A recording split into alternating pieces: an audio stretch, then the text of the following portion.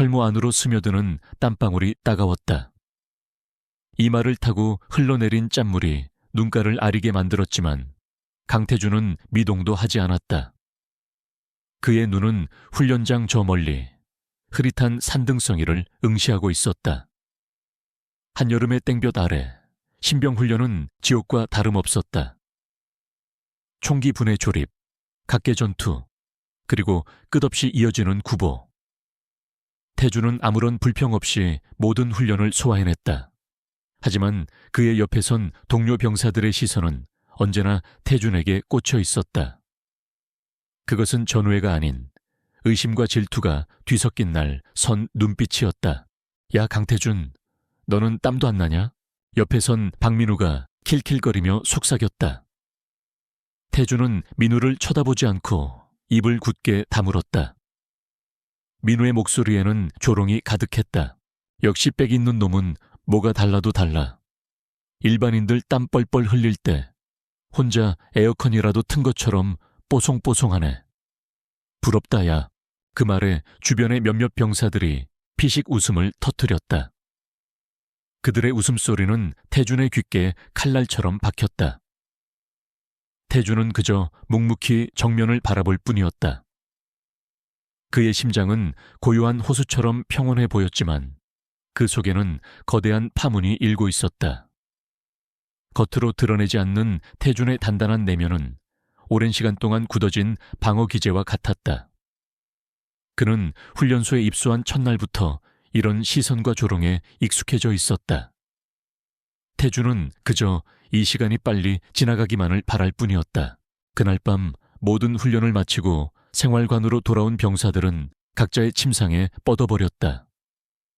태준은 샤워를 마치고 돌아와 조용히 전투복을 정리했다. 그때 민우가 그의 옆 침상으로 다가와 앉았다. 야, 너 솔직히 말해봐. 내 아버지, 누군데? 대대장님한테 전화라도 한 통 넣었냐? 신병인데도 이렇게 편하게 지내는 거 보면 딱 티가 난다니까. 민우의 말투는 노골적이었다. 태준은 고개를 들고 민우의 눈을 똑바로 쳐다보았다. 그의 눈빛은 흔들림이 없었다. 박민우 병장님, 저는 그저 성실하게 군 생활을 하려고 할 뿐입니다. 아무런 특혜도 바라지 않았고 받은 적도 없습니다. 하, 이 자식 봐라. 끝까지 오리발이네. 야, 내가 다 봤어. 소대장님이 너한테만 커피 사주고 힘들면 쉬라고 배려해주고 다 빽 있으니까 해주는 거 아니냐고. 넌 그냥 우리보다 높은 곳에 있는 거잖아. 우리가 땀 흘리며 구를 때 넌 그냥 쇼하는 거지. 민우의 목소리가 점점 커졌다.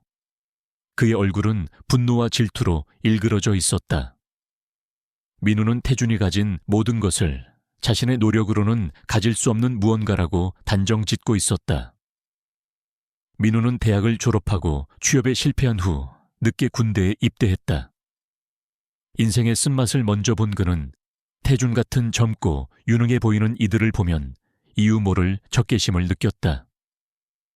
특히 태준이 항상 침착하고 여유로운 모습을 보일 때마다 민우는 자신이 초라하고 무능하게 느껴졌다.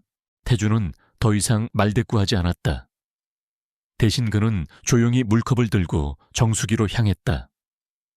민우는 그런 태준의 뒷모습에 대고 욕설을 내뱉었다. 시발, 잘난 척은 어디 끝까지 가보자고. 내 놈빼기 얼마나 대단한지 내가 한번 보겠어. 태준은 컵에 물을 따르며 창밖을 응시했다. 창문에는 그의 굳게 담은 입술과 고독한 눈빛이 반사되어 비쳤다. 태준은 어릴 적부터 그분의 아들이라는 꼬리표를 달고 살았다. 그는 항상 남들보다 더 완벽해야 했고 실수해서는 안 되었다. 그의 행동 하나하나가 곧 아버지의 명예와 연결되었기 때문이다. 하지만 군대에 와서까지 이런 시선에서 벗어날 수 없다는 사실에 그는 깊은 절망감을 느꼈다. 태준은 평범한 아들로 그저 강태준으로 살고 싶었을 뿐이었다. 그러나 그 소박한 바람은 단 한 번도 이루어진 적이 없었다. 며칠 뒤 훈련소에서 야간 훈련이 시작되었다. 적막한 숲속 랜턴 불빛 하나에 의지한 채 이동하는 훈련이었다. 민우는 태준을 엿먹일 절호의 기회라고 생각했다. 그는 몰래 태준의 장비에 흠집을 내거나 발목을 삐끗하게 만들 수 있는 작은 함정을 설치했다. 그는 태준이 힘들어하는 모습을 보고 싶었다. 태준의 굳건한 평정심에 균열이 생기는 것을 보고 싶었다. 하지만 민우의 계획은 실패로 돌아갔다. 태준은 오히려 민우의 교묘한 방해 공작을 눈치챈 듯 매 순간 조심스럽고 능숙하게 훈련을 이어갔다. 민우는 분노와 좌절을 느꼈다. 그는 더 이상 참을 수 없었다. 그날 밤 마지막 훈련 지점인 깊은 계곡을 건너는 임무가 주어졌다. 계곡의 물살은 거셌고 바닥은 미끄러웠다. 민우는 태준이 계곡을 건너는 순간 그를 발로 차 넘어뜨릴 계획을 세웠다. 그는 태준이 고통스러워하는 모습을 상상하며 쾌감을 느꼈다. 민우의 계획은 완벽해 보였다. 태준이 계곡 한가운데에 이르렀을 때 민우는 뒤에서 태준을 향해 발을 내밀었다. 하지만 그때였다. 민우의 발이 엉뚱하게 헛디뎌지면서 그는 중심을 잃고 계곡물에 빠져버렸다. 급류에 휩쓸린 민우는 패닉에 빠져 허우적거렸다. 그의 눈에 공포가 가득했다. 살려줘! 민우의 비명소리가 어둠 속을 갈랐다. 주변의 병사들은 당황하며 어쩔 줄 몰라 했다. 그들은 계곡의 위험성을 알고 있었기에 쉽게 물속으로 뛰어들지 못했다. 그때 태준이 뒤를 돌아 민우를 바라보았다. 민우는 태준의 눈빛에서 차가운 분노를 보았다고 생각했다. 이 새끼가 나를 보고 비웃고 있구나 하고 민우는 생각했다. 자신이 당한 것을 그대로 갚아주는 것이 당연한 상황이었다. 하지만 태준은 망설이지 않았다. 그는 자신의 몸을 물속으로 던졌다. 차가운 계곡물은 태준의 온몸을 휘감았다. 태준은 거친 물살을 헤치고 민우에게 다가갔다. 민우는 태준을 보자마자 그를 끌어안으며 필사적으로 매달렸다. 태준은 민우를 단단하게 붙잡고 한 손으로는 바위를 잡아 가까스로 버텨냈다. 임배, 정신 차려. 태준의 목소리는 단호했다. 그는 거친 물살 속에서 민우를 이끌고 계곡을 빠져나왔다. 민우는 차가운 바닥에 쓰러져 캑캑거리며 물을 토해냈다. 그의 몸은 온통 흙투성이가 되어 있었다. 태준은 젖은 몸을 이끌고 민우의 옆에 앉았다. 그의 얼굴에는 아무런 표정도 없었다. 민우는 태준을 올려다보았다. 그의 눈에는 놀라움과 동시에 깊은 수치심이 서려 있었다. 자신이 방금 죽이려 했던 사람이 자신을 살려준 것이다. 왜 살렸냐? 나 같은 놈을. 민우의 목소리는 떨렸다. 태준은 민우의 눈을 가만히 응시하며 말했다. 군인은 전우를 버리지 않습니다. 그 한마디는 민우의 심장을 후벼 팠다. 그 말은 자신이 얼마나 비열하고 치졸한 행동을 했는지 여실히 보여주는 증거와도 같았다. 민우는 고개를 숙였다. 자신의 눈에 흐르는 것이 물인지 눈물인지 구분할 수 없었다. 이 사건 이후 태준에 대한 동료 병사들의 시선은 조금 바뀌었다. 그들은 더 이상 태준의 백에 대해 노골적으로 이야기하지 않았다. 하지만 민우는 여전히 태준을 불편하게 여겼다. 태준이 자신을 구해준 사실에 대한 감사보다는 태준의 그 담담한 한마디와 태준의 행동이 자신을 더욱 초라하게 만들었다는 생각에 사로잡혔다. 민우는 태준에게 은혜를 입었다는 사실 자체를 견딜 수 없었다. 그는 태준이 자신을 조롱하고 있다고 생각했다. 태준은 민우의 그런 감정을 짐작하고 있었다. 하지만 그는 개의치 않았다. 그는 그저 자신의 임무를 다했을 뿐이었다. 태준은 군 생활 동안 아버지의 존재를 완전히 지우고 싶었다. 그는 아버지의 권력을 빌려 편하게 지내는 특혜병사가 되고 싶지 않았다. 그것이 그가 군대에 온 가장 큰 이유였다. 어린 시절 태주는 어머니와 함께 살았다. 아버지는 항상 바빴고 태주는 아버지의 그림자 속에서 살았다. 어머니는 그런 태준에게 늘 말했다. 태준아, 너는 너 자체로 빛나는 아이란다. 누구의 아들도 아닌 그냥 강태준으로 살아도 괜찮아. 하지만 어머니의 따뜻한 말과는 달리 세상은 그를 그분의 아들로만 보았다. 그리고 그런 시선은 어머니가 갑작스러운 사고로 세상을 떠나신 후 더욱 심해졌다. 어머니의 죽음은 태준에게 깊은 상처를 남겼다. 그는 그때의 기억을 애써 지우려 했다. 모든 것이 흐릿했다. 그저 차가운 빛 속에서 어머니의 마지막 숨소리만이 귓게 맴돌 뿐이었다. 그 사고 이후 태준은 더욱 자신을 숨기며 살게 되었다. 강태준이라는 이름 뒤에 숨겨진 진실을 아무도 모르게 시간이 흘러 태준은 궁연병으로 보직을 옮겼다. 궁연병은 고되고 힘든 보직이었다. 사람들은 그가 빽이 있으면서 왜 굳이 힘든 길을 택했는지 이해하지 못했다. 하지만 태준은 오히려 그곳이 가장 편안했다. 말 못하는 동물들과 함께하는 시간은 사람들의 의심 가득한 시선에서 벗어날 수 있는 유일한 탈출구였다. 태준은 훈련소에서 한 번도 만져본 적 없는 궁연 백구를 만났다. 백구는 나이가 많은 은퇴견으로 성격이 사납고 사람을 잘 따르지 않아 다른 궁연병들이 모두 기피하는 대상이었다. 백구는 훈련 성과도 좋지 않아 곧 안락사될 예정이었다.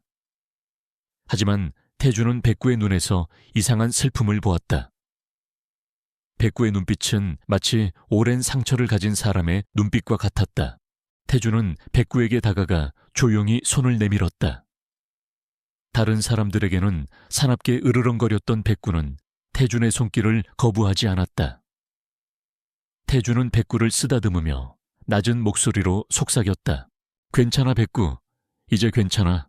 그의 목소리는 백구에게 깊은 위로를 전하는 듯했다. 그날 이후 백구는 태준만을 따르기 시작했다.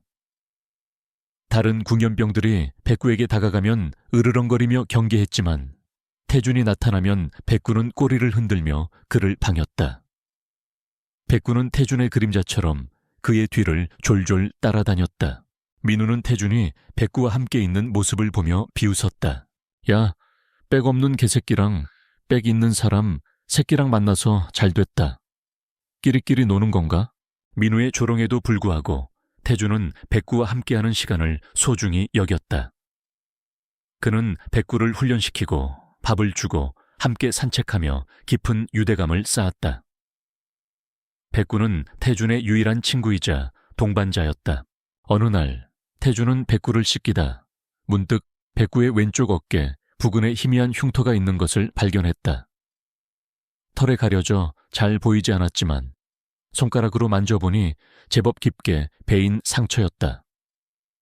태준은 문득 잊고 지냈던 자신의 어릴 적 기억 하나를 떠올렸다. 그것은 바로 그의 어머니가 돌아가시던 날의 기억이었다. 그때 어머니와 함께 탄 차가 빗길에 미끄러져 가로수를 들이받았다. 태준은 기절했다가 잠시 깨어났을 때 피투성이가 된 어머니를 보았다. 그리고 그 옆에는 한 마리의 진돗개가 있었다. 그 개는 온몸에 상처를 입고 있었고 특히 왼쪽 어깨 부근에서 피를 흘리고 있었다. 그 개는 자신을 쳐다보고 있었다. 애절하고 슬픈 눈빛으로 태준은 온몸에 소름이 돋는 것을 느꼈다. 그는 백구의 흉터를 다시 한번 조심스럽게 만져보았다.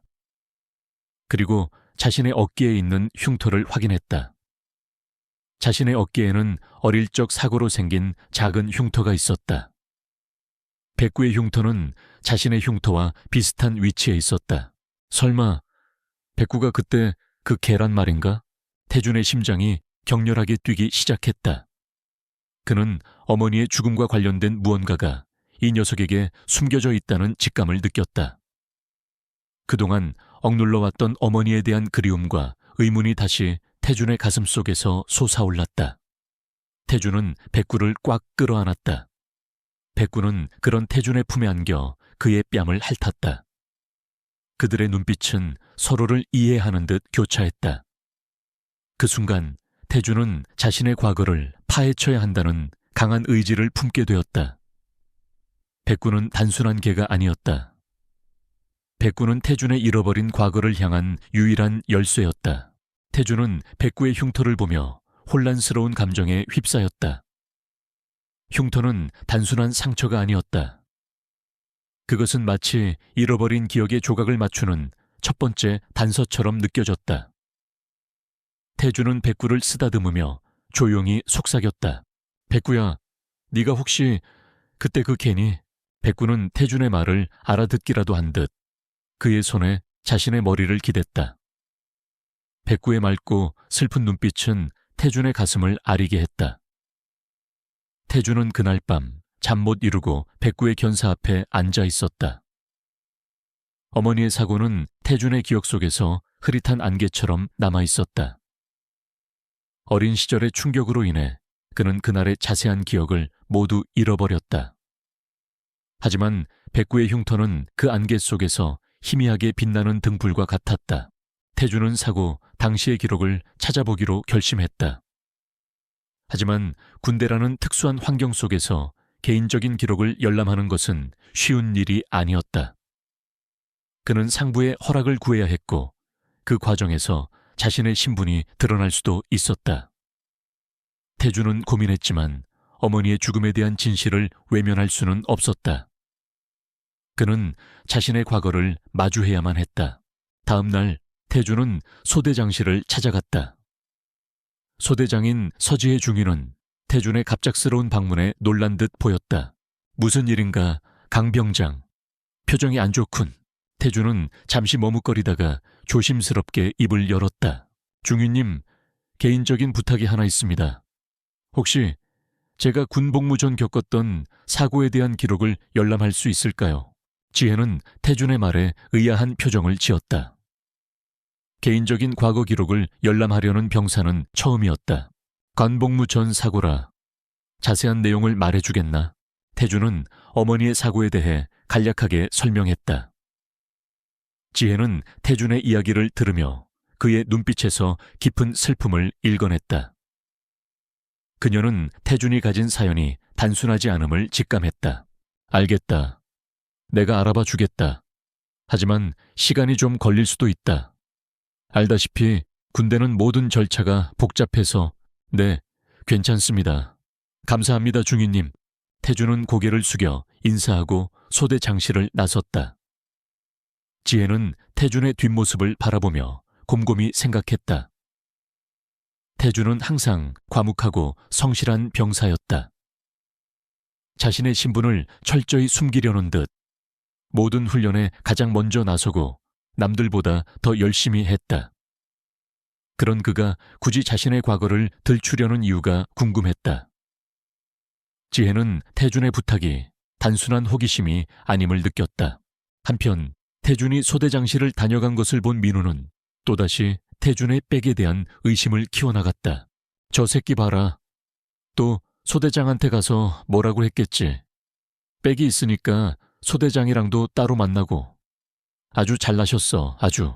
민우는 태준에 대한 질투와 적개심을 숨기지 않았다. 그는 태준이 소대장에게 아첨해서 더 좋은 보직을 얻으려 한다고 생각했다. 민우는 태준을 미행하기 시작했다.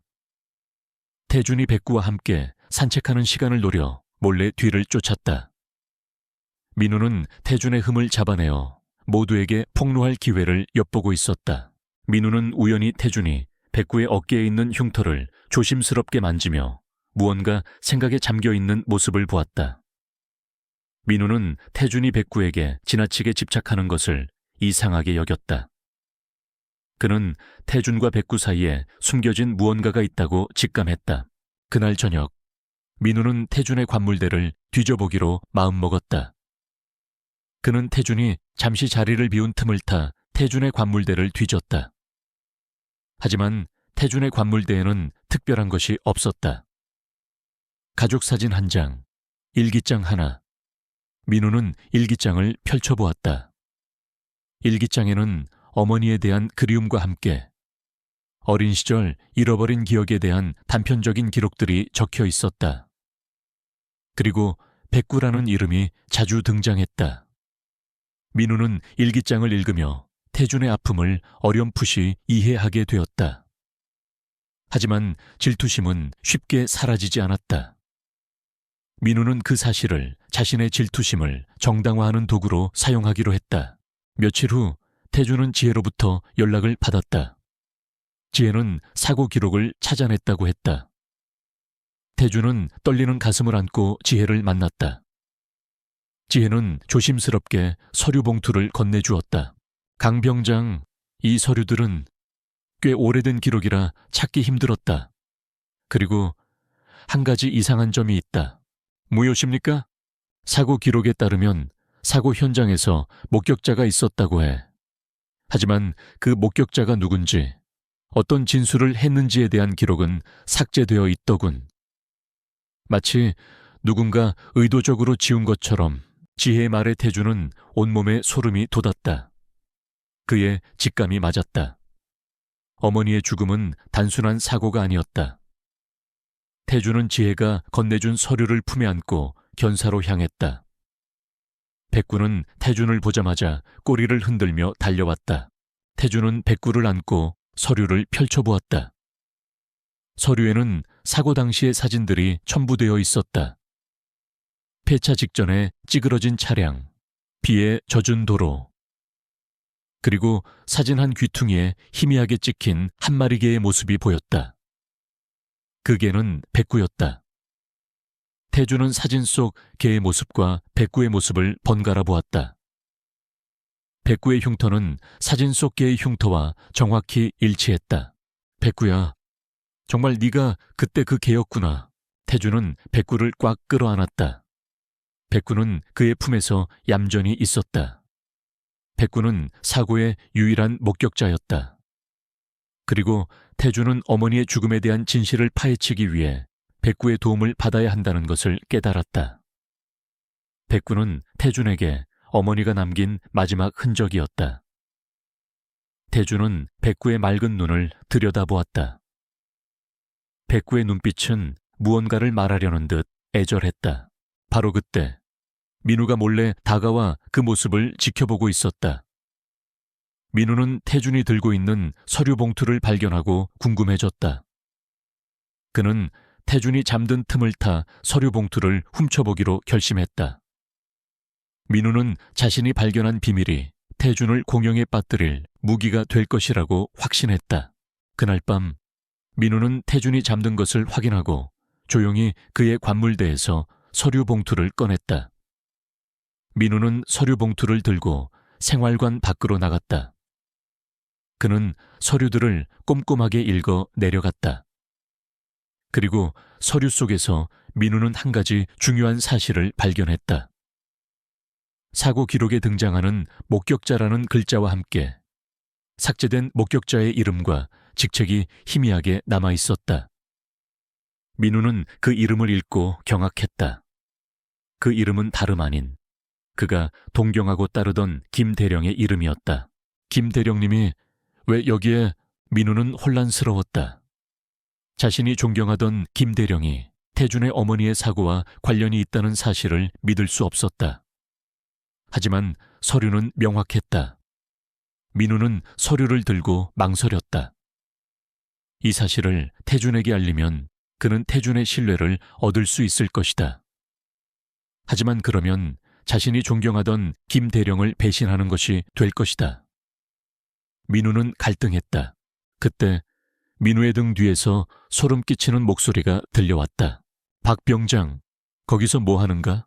민우는 깜짝 놀라 뒤를 돌아보았다. 그곳에는 김대령이 서 있었다. 김대령의 얼굴에는 온화한 미소가 아닌 차갑고 무서운 표정이 드리워져 있었다. 민우는 서류를 든 채로 굳어버렸다. 그 서류, 어디서 난 건가? 김대령의 목소리는 낮고 위협적이었다. 민우는 공포에 질려 아무 말도 하지 못했다. 김대령은 민우에게 다가와 서류 봉투를 빼앗았다. 김대령은 서류들을 훑어보더니 민우의 뺨을 세게 후려쳤다.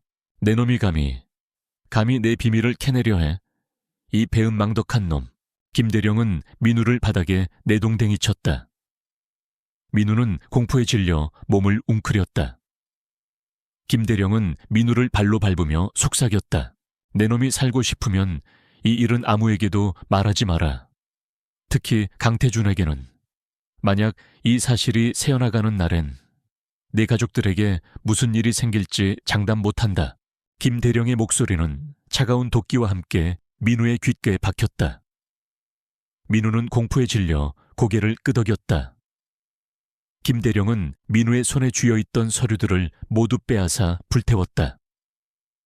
서류들이 타오르는 불빛 아래 김대령의 얼굴은 악마처럼 보였다. 민우는 김대령의 협박에 굴복할 수밖에 없었다. 그는 태준에게 진실을 말할 기회를 잃었다. 민우는 이제 태준의 어머니의 죽음과 관련된 비밀을 공유하는 또 한 명의 가해자가 되어버렸다. 민우의 마음속에는 죄책감과 공포, 그리고 태준에 대한 미안함이 뒤섞여 복잡한 감정의 소용돌이가 일어났다. 민우는 이제 태준을 더욱 피하게 되었다. 태준을 볼 때마다 자신의 죄책감이 커져갔기 때문이다. 태준은 서류가 사라진 것을 알아차리고 민우를 의심했다. 하지만 민우는 태준의 눈을 똑바로 쳐다보지 못하고 고개를 숙였다. 태준은 민우의 표정에서 무언가 숨기고 있다는 것을 직감했다. 박 비영장님, 혹시 제 서류를 보셨습니까? 민우는 아무 말도 하지 못했다. 그저 고개를 숙일 뿐이었다. 태준은 민우의 침묵이 곧 긍정이라는 것을 알았다. 태준은 민우를 윽박지르지 않았다. 대신 그는 민우에게 말했다.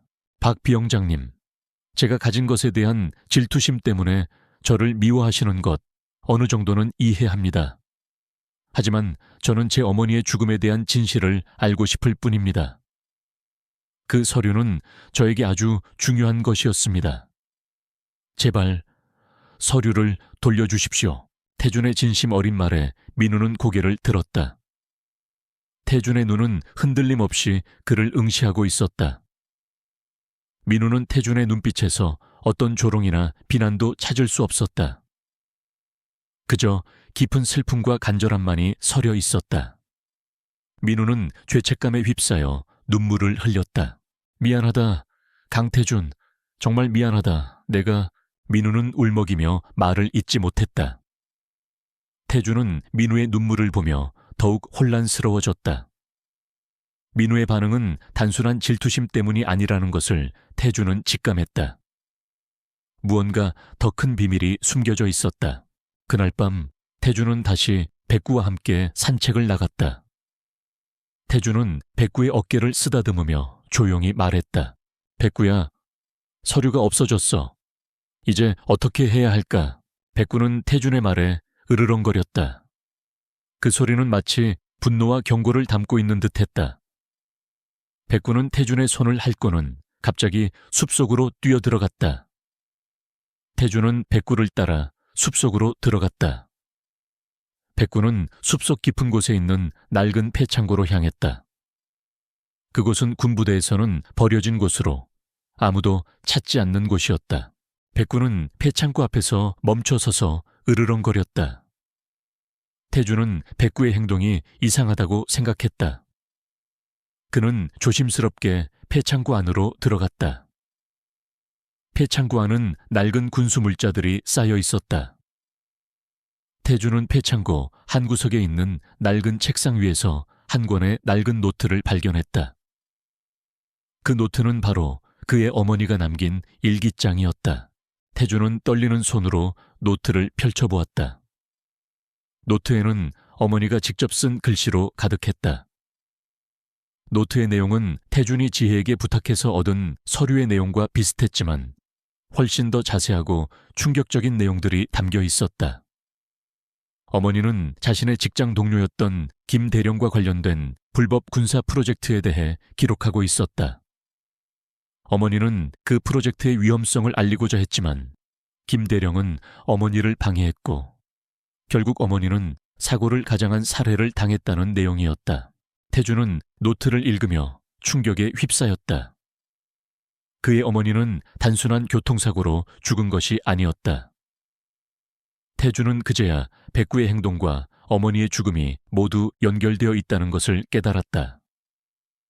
백구는 어머니의 사고 현장을 목격한 유일한 증인이자 어머니가 남긴 마지막 유품인 노트를 지키고 있었던 것이다. 태주는 노트를 품에 안고 백구를 바라보았다. 백구는 태준의 옆에 얌전히 앉아 있었다. 태준은 백구의 머리를 쓰다듬으며 눈물을 흘렸다. 그의 눈에서 흐르는 눈물은 어머니에 대한 그리움과 함께 어머니의 죽음에 대한 진실을 밝히겠다는 강한 의지였다. 태준은 이제 더 이상 숨지 않을 것이다. 그는 이제 어머니를 위해 싸워야 했다. 그리고 백구는 그의 유일한 동반자가 되어주었다. 어머니의 노트를 발견한 태준은 충격과 함께 새로운 결의를 다졌다. 노트에는 어머니가 김대령의 불법 프로젝트를 밝히기 위해 얼마나 고군분투했는지, 그리고 결국 그 때문에 목숨을 잃게 되었는지에 대한 참혹한 진실이 담겨 있었다. 태준은 노트를 소중하게 품에 안고 백구의 머리를 쓰다듬었다. 백구는 어머니의 마지막 흔적이자 진실을 향한 유일한 길잡이였다. 태준은 어머니의 죽음이 단순한 사고가 아니라는 것을 알았지만 그 진실을 어떻게 밝혀야 할지 막막했다. 상대는 군대라는 거대한 조직 안에 깊숙이 뿌리내린 김대령이었다. 섣불리 움직이면 자신마저 위험해질 수 있었다. 태준은 신중하게 움직여야 했다. 그는 가장 먼저 어머니가 노트를 폐창고에 숨긴 이유를 생각했다. 어머니는 왜 가장 안전한 곳에 두지 않고 아무도 찾지 않는 폐창고에 노트를 숨겼을까? 태준은 폐창고를 다시 한번 꼼꼼하게 살폈다. 노트 외에는 특별한 것이 없었다. 낡은 군수 물자들, 버려진 장비들. 그때 태준의 눈에 낡은 캐비닛 하나가 들어왔다. 캐비닛 안에는 부식된 서류철들이 가득했다. 태준은 서류철들을 뒤지기 시작했다. 그리고 그 안에서 어머니의 노트와 관련된 또 다른 서류들을 발견했다. 그것은 어머니가 김대령의 프로젝트와 관련해 수집한 자료들이었다. 불법적인 자금 흐름, 위조된 보고서, 그리고 군 내부의 고위 관계자들의 이름까지. 태준은 노트와 서류들을 보며 경악했다. 어머니는 혼자서 이 모든 것을 감당하고 있었다. 한편 민우는 태준의 서류 봉투를 훔친 일로 인해 죄책감에 시달리고 있었다. 그는 태준을 볼 때마다 시선을 피했고 태준은 그런 민우를 보며 더욱 의심을 키워나갔다. 민우는 태준을 구해주었던 사건 이후로 태준에 대한 적대감을 조금은 풀고 있었지만 김대령의 협박 이후로는 다시 태준을 피하게 되었다. 민우의 마음속에는 김대령에 대한 공포와 태준에 대한 죄책감이 뒤섞여 있었다. 그는 밤마다 악몽에 시달렸다. 자신이 훔쳤던 서류들이 불타는 꿈, 그리고 태준이 자신에게 왜 그랬냐고 묻는 꿈. 민우는 이제 더 이상 버틸 수 없었다. 결국 민우는 태준을 찾아갔다. 태준은 백구와 함께 견사를 청소하고 있었다. 민우는 태준의 앞에 서서 고개를 숙였다. 강태준, 할 말이 있다. 태준은 민우의 눈을 쳐다보았다. 민우의 눈은 붉게 충혈되어 있었고 얼굴에는 피곤함이 역력했다. 박 비영장님, 무슨 일입니까? 내 서류 내가 훔쳤다. 그리고 김 대령님이 가져갔다. 민우의 입에서 나온 말은 태준의 예상을 뛰어넘는 것이었다. 태준은 충격에 휩싸였다. 김 대령의 이름이 민우의 입에서 나올 줄은 몰랐다. 김 대령님이라니 무슨 말입니까? 민우는 자신이 김 대령에게 협박당한 사실을 털어놓았다. 자신이 존경하던 김 대령이 태준의 어머니의 죽음과 관련이 있다는 사실을 알게 되었고 결국 협박에 굴복해 서류를 넘겨주었다는 사실까지. 민우의 목소리는 떨렸고 눈에서는 눈물이 흘러내렸다. 강태준, 나는 정말 비겁한 놈이다. 내가 네 어머니의 노트를 불태워버렸다. 민우의 고백에 태준은 온몸에 힘이 빠지는 것을 느꼈다. 어머니의 노트가 불태워졌다는 사실은 그에게 큰 충격이었다. 하지만 태준은 이내 평정심을 되찾았다. 민우는 죄책감에 시달리고 있었고 그에게 필요한 것은 비난이 아닌 위로였다. 박 비영장님, 괜찮습니다. 저는 이미 어머니의 노트를 가지고 있습니다. 그리고 박 병장님은 김 대령님의 협박에 굴복한 것뿐입니다. 비겁한 것이 아니라 그저 두려웠던 것뿐입니다. 태준의 말에 민우는 고개를 들었다. 태준의 눈빛은 따뜻했고 그의 목소리에는 어떤 원망도 담겨 있지 않았다. 민우는 태준의 따뜻한 위로에 결국 오열하고 말았다. 그는 태준의 품에 안겨 한참을 울었다. 이 사건 이후 민우는 태준의 든든한 조력자가 되었다. 그는 태준의 백을 의심하고 질투했던 지난날을 반성하며 태준을 돕기 위해 최선을 다했다. 민우는 태준과 함께 어머니의 죽음에 대한 진실을 밝히기로 결심했다. 태준은 민우와 함께 김대령의 뒤를 쫓기 시작했다. 태준은 민우가 알려준 정보를 토대로 김대령의 수상한 행적을 파악했다. 김대령은 주말마다 부대 밖의 한 연구소로 향했다. 그 연구소는 군사기밀연구소로 외부인의 출입이 엄격히 통제되는 곳이었다. 어머니의 노트에도 그 연구소에 대한 언급이 있었다. 어머니는 그 연구소에서 불법적인 군사 실험이 이루어지고 있다고 기록했다. 태준은 민우와 함께 연구소에 잠입할 계획을 세웠다. 하지만 잠입은 쉬운 일이 아니었다. 그때 태준은 지혜에게 도움을 청하기로 했다. 지혜는 태준이 어머니의 죽음에 대한 진실을 파헤치고 있다는 사실을 알고 있었다. 태준은 지혜에게 모든 것을 털어놓았다. 어머니의 노트, 김 대령의 음모, 그리고 연구소에 대한 의혹까지. 지혜는 태준의 이야기에 충격을 받았다. 그녀는 자신의 상관이었던 김 대령이 그런 끔찍한 일을 저질렀다는 사실을 믿을 수 없었다. 하지만 태준이 내민 어머니의 노트와 자료들은 명백한 증거였다. 지혜는 태준을 돕기로 결심했다.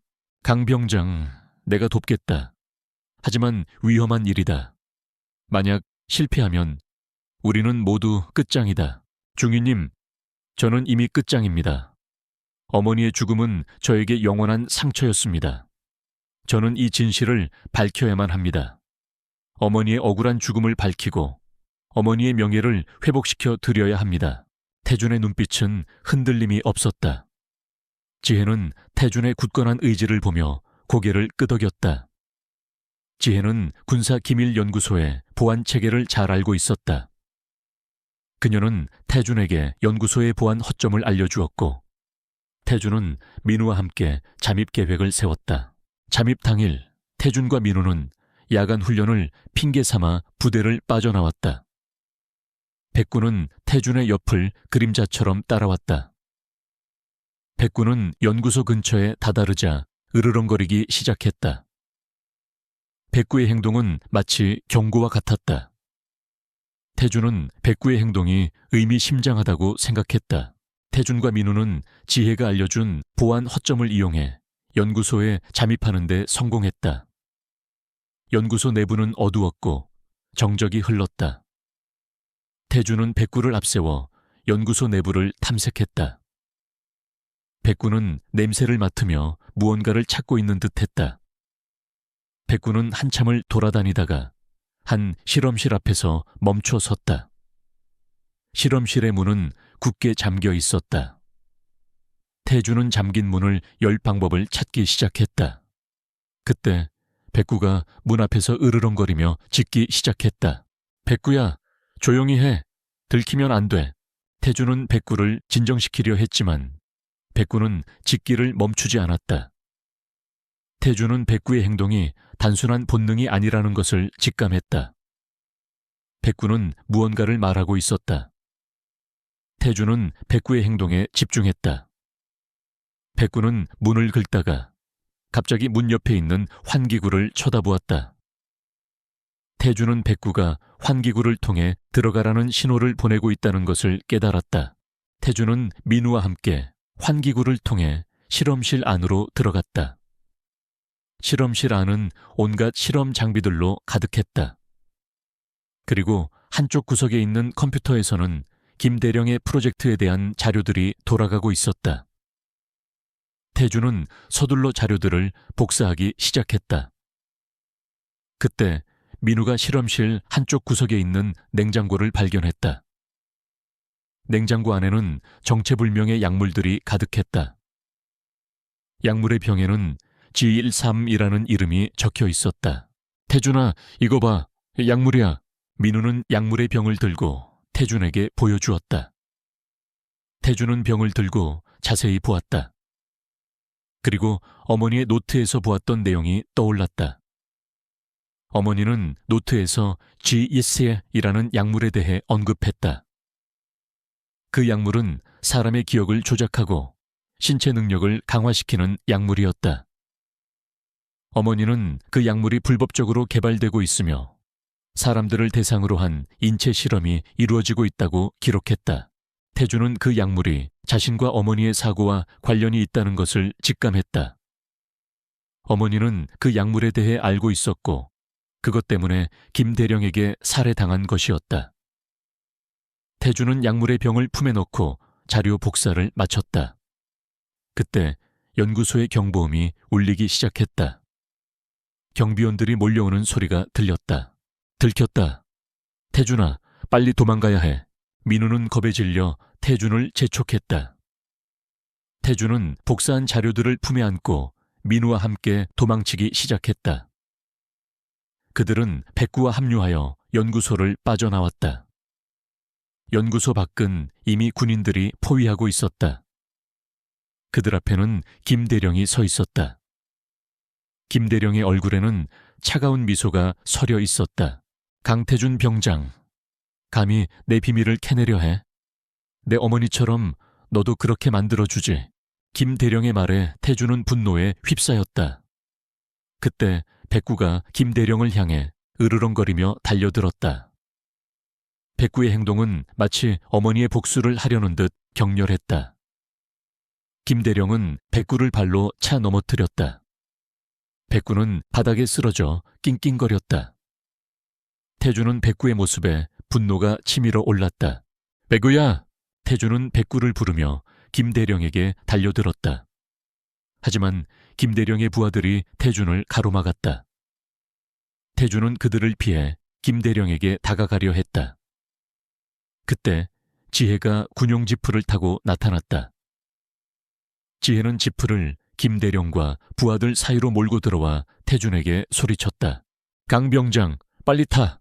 태준은 백구를 안고 지프에 올라탔다. 민우도 지프에 올라탔다.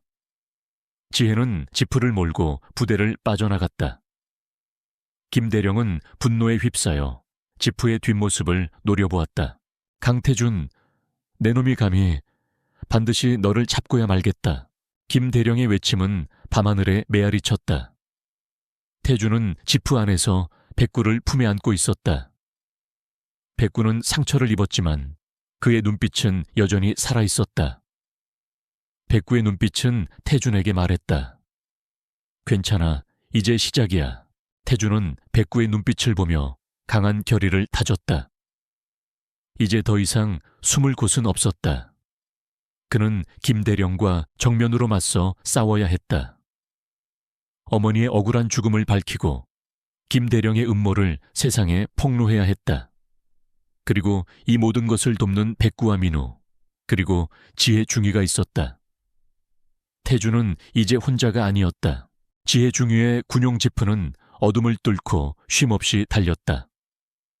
백구는 태준의 품에 안겨 낑낑거렸고 태준은 백구의 상처를 걱정하며 손으로 닦아주었다. 민우는 창밖을 바라보며 깊은 생각에 잠겨 있었다. 그는 자신이 저지른 죄책감과 함께 태준과 지혜 중위에게 깊은 고마움을 느끼고 있었다. 지혜는 지프를 몰며 태준에게 물었다. 강병장, 이제 어떻게 할 겁니까? 김대령의 음모를 폭로할 증거는 있습니까?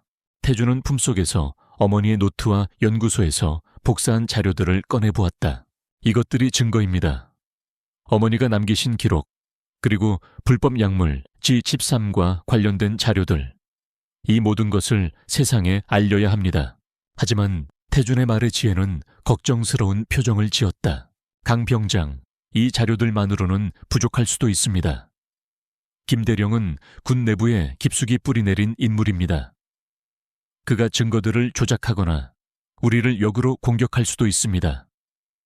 더 강력한 증거가 필요합니다. 태준은 지혜의 말에 고개를 끄덕였다. 그때 민우가 입을 열었다. 맞아. 김대령은 그냥 대령이 아니야. 군 내부에 엄청난 인맥을 가지고 있어. 우리가 아무리 진실을 말해도 아무도 믿지 않을 수도 있다고. 오히려 우리가 반역자로 몰릴 수도 있어. 민우의 말에 태준은 깊은 고민에 빠졌다. 그때 태준은 자신의 아버지에게 연락하기로 결심했다. 태준은 지금까지 아버지의 그림자에서 벗어나려 했지만 지금은 아버지의 도움이 절실했다. 아버지의 권력이라면 이 모든 음모를 세상에 폭로하고 어머니의 억울한 죽음을 밝힐 수 있을 것이다. 제 아버지께 연락해야겠습니다. 태준의 말에 지혜와 민우는 놀란 표정을 지었다. 그들은 태준의 아버지가 그저 빽이 있는 사람이라고만 생각했지. 그가 그렇게 직접적으로 아버지에게 도움을 청하리라고는 생각하지 못했다. 지혜는 조심스럽게 태준에게 물었다. 강 병장님 아버지께서는 어떤 분이십니까? 태준은 잠시 망설이다가 말했다. 그분은 군인입니다. 그 이상의 말은 하지 않았다. 지혜와 민우는 태준의 말에 고개를 끄덕였다. 태준은 지프를 세우고 아버지의 연락처를 찾았다. 태준은 오랜 시간 동안 아버지에게 연락하지 않았다. 아버지의 번호를 누르는 그의 손은 미세하게 떨렸다. 전화 신호음이 몇 번 울린 후 아버지의 목소리가 들려왔다. 태준아, 아버지의 목소리는 여느 때처럼 낮고 단호했다. 태준은 아버지의 목소리를 듣자마자 울컥했다. 그는 그동안의 모든 아픔과 고통, 그리고 어머니에 대한 그리움을 아버지에게 쏟아내고 싶었다. 하지만 태준은 감정을 억누르고 차분하게 말했다. 아버지, 저 태준입니다. 드릴 말씀이 있습니다. 태준은 아버지에게 어머니의 죽음이 단순한 사고가 아니라는 사실, 그리고 김대령의 음모와 불법 약물 G13에 대한 모든 것을 털어놓았다. 전화기 너머의 아버지는 아무런 말도 하지 않았다. 태준은 아버지가 자신의 말을 믿지 않는다고 생각했다. 아버지, 저는 어머니의 노트를 발견했습니다. 그리고 김대령의 연구소에서 자료들을 확보했습니다. 이 모든 것이 사실입니다. 그제야 아버지의 목소리가 들려왔다. 태준아, 네가 말한 모든 것 내가 이미 알고 있다. 아버지의 말에 태준은 충격에 휩싸였다. 아버지가 이 모든 것을 알고 있었다니. 그럼 왜 지금까지 아무런 조치도 취하지 않았던 것일까? 태준은 분노가 치밀어 올랐다. 아버지, 알고 계셨으면서 왜 가만히 계셨습니까? 어머니의 죽음을 왜 외면하셨습니까? 태준은 아버지에게 소리쳤다. 그의 목소리에는 그동안 억눌러 왔던 모든 분노와 슬픔이 담겨 있었다. 아버지의 목소리는 여전히 차분했다. 태준아, 내 어머니의 죽음은 단순한 음모가 아니다. 그 배후에는 더 거대한 세력이 숨어 있다. 나는 그 세력의 뿌리까지 뽑아내기 위해 오랜 시간 동안 기다려왔다. 아버지의 말은 태준의 분노를 잠재웠다. 태준은 아버지가 단순히 어머니의 죽음을 외면한 것이 아님을 직감했다. 아버지는 더 큰 그림을 그리고 있었다. 아버지는 태준에게 말했다. 네 어머니는 아주 용감한 사람이었다. 그녀는 혼자서 그 거대한 세력에 맞서 싸웠다.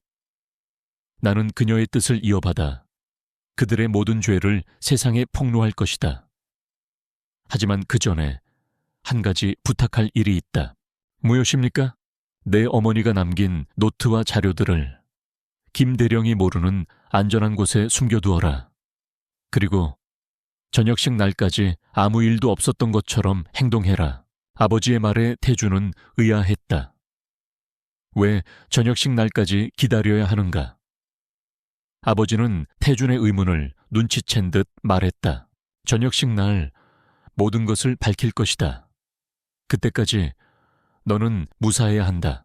아버지의 말은 짧고 단호했지만 그 속에는 태준에 대한 깊은 사랑과 걱정이 담겨 있었다. 태준은 아버지의 뜻을 따르기로 했다. 그는 지혜와 민우에게 아버지와의 통화 내용을 설명했다. 지혜와 민우는 태준의 아버지에 대한 궁금증이 더욱 커졌지만 태준의 단호한 태도에 더 이상 묻지 않았다. 그들은 안전한 장소를 찾아 어머니의 노트와 자료들을 숨겼다. 그리고 그들은 아무 일도 없었던 것처럼 부대로 돌아왔다. 김대령은 태준과 지혜, 민우를 의심의 눈초리로 바라보았지만 그들이 아무런 증거도 가지고 있지 않다고 생각했다.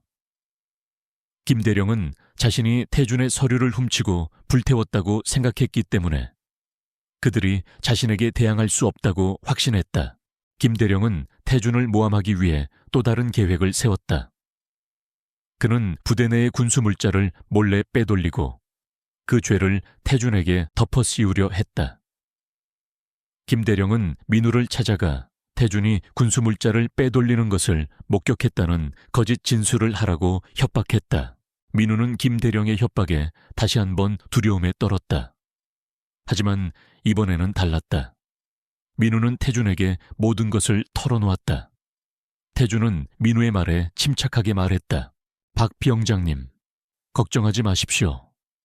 김 대령님은 우리가 아무것도 가지고 있지 않다고 생각하고 있습니다. 하지만 우리는 증거가 있습니다. 김 대령님은 스스로 무덤을 파고 있는 겁니다. 태준은 민우에게 용기를 주었다. 민우는 태준의 말에 힘을 얻고 김 대령의 거짓 진술을 거부했다. 민우는 이제 더 이상 김 대령의 꼭두각시가 아니었다. 김 대령은 민우의 거부에 분노했다. 그는 결국 다른 부하들을 동원해 거짓 진술을 만들어냈다. 그리고 태준에게 군사재판을 청구했다. 태준은 꼼짝없이 군사재판에 회부되었다. 지혜는 태준이 군사재판에 회부되었다는 소식을 듣고 김 대령에게 달려갔다. 대령님, 강태준 병장은 결백합니다. 이것은 대령님의 모함입니다. 지혜의 말에 김 대령은 차가운 미소를 지었다. 시오 중위, 너는 아무것도 모른다. 강태준은 내 뒤를 캐내려 한 반역자다. 그를 돕는 너 또한 책임을 져야 할 것이다. 김 대령의 말에 지혜는 분노했지만 아무런 힘도 쓸 수 없었다. 지혜는 태준을 돕고 싶었지만 군사재판의 권위 앞에 무력했다. 태준은 군사재판에 회부되었지만 그의 표정은 여전히 평온했다. 태준은 재판장으로 들어서며 민우와 눈빛을 교환했다. 민우는 태준에게 미안함과 함께 굳건한 믿음을 보냈다. 재판이 시작되었다. 김 대령은 태준이 군수 물자를 빼돌렸다는 거짓 증거들을 제시하며 태준을 몰아세웠다. 태준은 김 대령의 거짓 증거들에 대해 묵묵히 들었다. 재판장은 김 대령의 말에 넘어가 태준에게 유죄를 선고하려 했다. 그때 재판장 문이 열리고 한 사람이 들어섰다. 그는 바로 태준의 아버지였다. 그는 군복을 입고 있었고 그의 계급은 무려 대장이었다. 재판장은 물론 김 대령과 모든 군인들이 그의 등장에 경악했다. 국방부 장관님, 재판장은 경례를 올렸다. 태준의 아버지는 국방부 장관이었다. 그의 계급은 군대의 최고 계급인 대장이었고 그는 군 통수권자의 예복을 입고 있었다. 태준의 아버지는 재판장을 향해 말했다. 이 재판은 중단한다. 지금부터 이 재판은 내가 맡겠다. 태준의 아버지는 단호한 목소리로 말했다. 재판장은 아무런 이의도 제기하지 못했다. 태준의 아버지는 김 대령을 향해 차가운 눈빛을 보냈다. 김 대령, 네가 저지른 모든 죄를 지금부터 세상에 폭로할 것이다. 태준의 아버지는 품속에서 어머니의 노트와 연구소에서 복사한 자료들을 꺼내 보였다. 김 대령은 충격에 휩싸여 말을 잇지 못했다. 그가 불태웠다고 생각했던 자료들이 태준의 아버지의 손에 들려 있었다. 네가 불태웠다고 생각한 서류들은 모두 내가 이미 확보한 복사본이었다. 네가 저지른 모든 죄는 네 어머니가 남긴 노트에 고스란히 담겨 있다. 너는 네 죄를 덮기 위해 네 아내를 죽였다. 태준의 아버지의 말에 김대령은 자신의 아내가 태준의 어머니였다는 사실을 깨닫고 경악했다. 김대령은 자신의 아내를 죽였다는 사실에 충격에 휩싸였다. 나는 그저 당신을 사랑했을 뿐이다. 김대령은 절규했다. 태준의 아버지는 김대령의 말에 분노가 치밀어 올랐다. 사랑? 네가 사랑이라는 이름으로 저지른 죄는 용서받을 수 없다. 너는 내 아내를 죽였고 내 아들에게 씻을 수 없는 상처를 남겼다. 너는 이제 법의 심판을 받게 될 것이다. 태준의 아버지는 김대령을 체포하라고 명령했다. 김대령은 발버둥 쳤지만 결국 군인들에게 제압당했다. 김대령은 태준을 향해 소리쳤다. 강태준, 나 아버지의 힘을 빌려 이겼다고 생각하지 마라. 나는 끝까지 너희들을 저주할 것이다. 김대령의 외침은 재판장 안을 가득 채웠다. 태준은 김대령의 외침에 흔들리지 않았다. 그는 아버지의 뒷모습을 바라보았다. 아버지의 뒷모습은 그동안의 침묵과 고뇌를 말해주는 듯했다. 태준은 아버지를 이해하게 되었다. 아버지는 단순히 권력자로서가 아니라 한 남편으로서, 한 아버지로서 어머니의 복수를 위해 오랜 시간 동안 기다려왔던 것이다. 재판은 태준의 승리로 끝났다. 태준은 자신의 결백을 증명하고 어머니의 억울한 죽음을 밝혀냈다. 태준은 아버지의 품에 안겨 오열했다. 아버지는 말없이 태준의 등을 토닥여 주었다. 그들의 눈물은 그동안의 모든 아픔과 상처를 씻어내는 듯했다.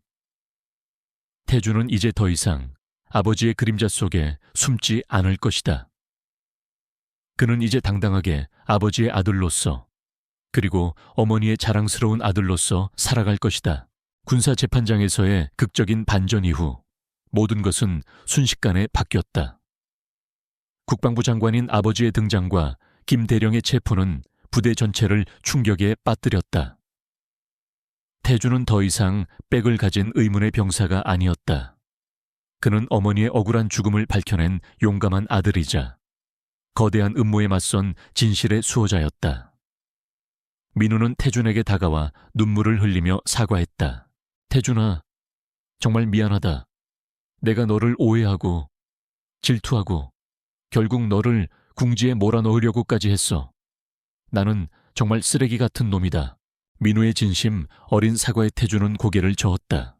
박 비영장님, 이제 괜찮습니다. 저는 박 병장님이 김 대령님의 협박 때문에 어쩔 수 없었다는 것을 알고 있습니다. 오히려 박 병장님 덕분에 진실을 밝힐 수 있었습니다. 태준은 민우의 손을 잡고 따뜻하게 웃었다. 민우는 태준의 너그러운 마음에 감동하며 오열했다. 그때 지혜 중위가 다가와 태준의 어깨를 두드렸다. 강 병장, 정말 대단합니다. 당신의 용기와 신념 덕분에 정의가 승리할 수 있었습니다. 지혜는 태준을 향해 진심 어린 존경을 표했다.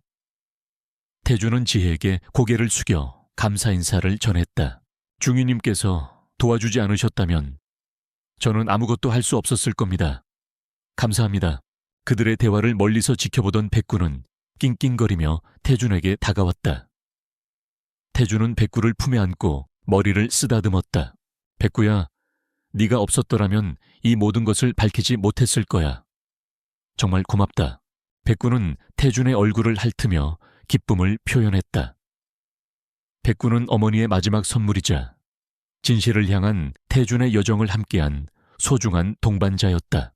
김 대령의 체포 이후 군 내부에서는 대대적인 수사가 시작되었다. 김 대령과 연루된 모든 인물들이 조사를 받았고 불법 약물 G13과 관련된 모든 프로젝트는 중단되었다. 어머니의 억울한 죽음은 단순한 교통사고가 아닌 거대한 음모의 희생양이었다는 사실이 세상에 알려졌다. 어머니는 명예를 회복했고 그녀의 용감함은 많은 사람들에게 감동을 주었다. 저녁식이 다가왔다. 태준은 군 생활을 마무리하고 새로운 삶을 시작할 준비를 하고 있었다. 저녁식 날, 민우와 지혜 중위, 그리고 다른 동료 병사들은 태준을 축하해 주었다. 민우는 태준에게 말했다. 태준아, 이제 너를 강태준이라고 부를 수 있게 되어서 정말 좋다. 앞으로 나도 너처럼 용감하고 정직한 사람이 되도록 노력할게. 태준은 민우의 말에 환하게 웃었다. 그들의 우정은 이제 진정한 의미를 가지게 되었다. 지혜 중위는 태준에게 명함을 건네주며 말했다. 강태준, 사회에 나가서도 당신의 용기를 잃지 마십시오. 그리고 혹시 도움이 필요하다면 언제든지 연락하십시오. 지혜의 눈빛은 따뜻했고 태준은 그녀의 눈빛에서 깊은 호감을 느꼈다. 태준은 지혜의 명함을 소중하게 품에 넣었다. 저녁식의 하이라이트는 태준의 아버지가 등장하는 순간이었다. 모두가 태준의 아버지를 기다리고 있었다. 그들은 태준의 아버지가 얼마나 대단한 인물인지 알고 있었기에 그의 모습을 직접 보기를 기대했다. 태준의 아버지는 연단 위로 올라섰다. 그는 평소 입던 군복이 아닌 국군 통수권자의 예복을 입고 있었다. 그의 위험 있는 모습은 모든 이들의 시선을 사로잡았다. 태준의 아버지는 연단 위에서 태준을 향해 따뜻한 미소를 보냈다. 그리고 마이크를 잡고 말했다. 아들 태준이가 오늘 전역을 하게 되었습니다. 지난 2년간의 군 생활 동안 태준이는 그저 평범한 병사로 살고 싶어 했습니다. 그는 자신의 신분을 숨기고 오로지 자신의 힘으로 모든 것을 이겨내려 했습니다. 하지만 저는 그의 아픔을 알았고 그의 고통을 보았습니다. 그리고 저는 그를 자랑스럽게 생각합니다. 아버지의 말에 태준은 눈물을 흘렸다. 태준은 아버지의 따뜻한 말 한마디가 그동안의 모든 아픔을 씻어주는 듯했다. 아버지는 계속해서 말했다. 태준이는 이제 저의 그림자 속에서 벗어나 자신의 빛을 찾아 새로운 삶을 시작할 것입니다. 저는 그의 앞날을 응원합니다. 그리고 이 자리에 있는 모든 젊은이들에게 말하고 싶습니다. 당신들의 용기와 희생 덕분에 우리나라는 평화를 유지할 수 있었습니다. 여러분 모두를 자랑스럽게 생각합니다. 아버지의 연설은 감동적이었다. 모든 병사들은 기립박수를 보냈다. 태준은 아버지의 품에 안겨 오열했다. 아버지는 태준의 등을 토닥여주며 말했다. 태준아, 이제 너는 자유다. 네가 원하는 대로 살아라. 아버지의 말에 태준은 고개를 끄덕였다. 그는 이제 더 이상 그분의 아들이 아니었다. 그는 이제 그저 강태준이었다. 저녁식 이후 태준은 아버지와 함께 어머니의 묘를 찾아갔다. 태준은 묘비 앞에서 무릎을 꿇고 눈물을 흘렸다. 어머니, 이제야 모든 것을 밝혀냈습니다. 어머니의 억울한 죽음. 이제는 편히 쉬십시오. 태준은 어머니에게 마지막 인사를 전했다. 그때 아버지가 태준의 옆에 앉아 말했다. 내 어머니는 항상 너를 자랑스러워했다. 너는 너 자체로 빛나는 아이란다.